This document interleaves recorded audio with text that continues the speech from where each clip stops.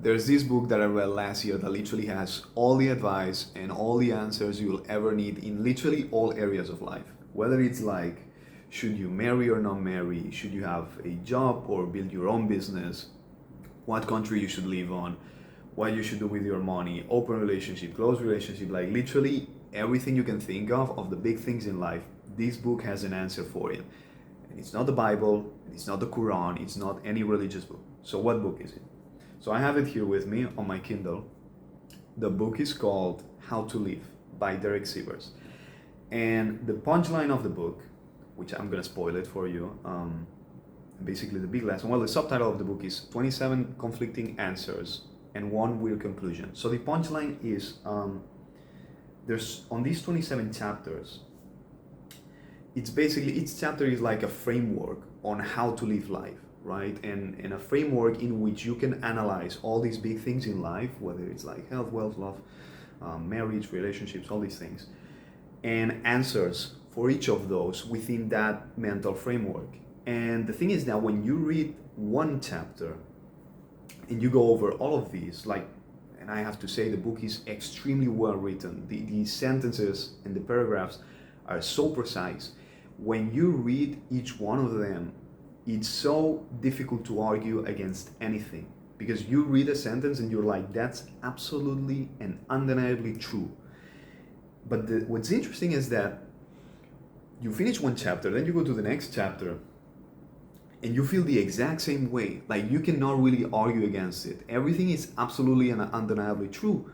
But what then you realize is that both chapters are contradicting each other. So how is it possible that individually the chapters are absolutely true, but when you compare them to each other, they're contradicting each other? How is it possible that in a way it's true and false at the same time? And the only argument you can come, like when you're reading something, you cannot really say like, oh, that's not true, that's false. The only thing you can really say is like, that's true, but that's not how I would live my life. And that is the punchline of the book. That's the big lesson of the book. That's the point of this video you're watching right now, which is it's not whether the advice is right or wrong, it's whether the advice is right or wrong for you. That's the big thing. And the reason why I wanted to do this video is because we live in an age of online advice. When we feel lost, we go online and we go on YouTube and we find channels like this one that I'm making. So I'm shooting myself in the foot here. But we go on channels like this one. I'm trying my best not to fall into this category. But we go on YouTube, we go for advice, what we should do with our lives, everything. And the people on these channels, they're so sure about themselves. Like they talk in a way like it feels like they know everything. And very explicitly, they're telling you what you should do with your life, what things you should focus on, what's important, what's not important, what's valuable. And sometimes they don't even say it explicitly. Sometimes they do, but also implicitly by the way they talk, they tell their stories, by the way they present themselves, not even without their words, they're implying what's important in life. And then we go and we obsess and argue so much about what's the right answer. And each group starts fighting each other and criticizing like, no, you're wrong, you're right, this is the way to live, this is that. And here's the big problem. It's all true. Like all the sides, they're true. Now, I'm sure there's some life advice out there that objectively it's not true and you could argue against it. Like if someone's saying like, oh, you should kill people, that's objectively wrong, okay. But like 99% of the advice out there that you'll hear, it is true and it's right for someone. But the thing is that 99% of the advice is wrong for you. And that's the big thing. Like, here's the thing. If the biggest factor to finding the right answer is you, then start with that. That's where you should start. What is true for you? So when you think what you want in life,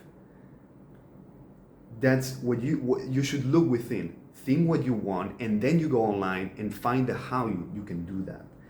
And the thing is that people online, they're telling you what's gonna make you happy, what kind of business you should make, or what kind of body you should have, what kind of sport you should do.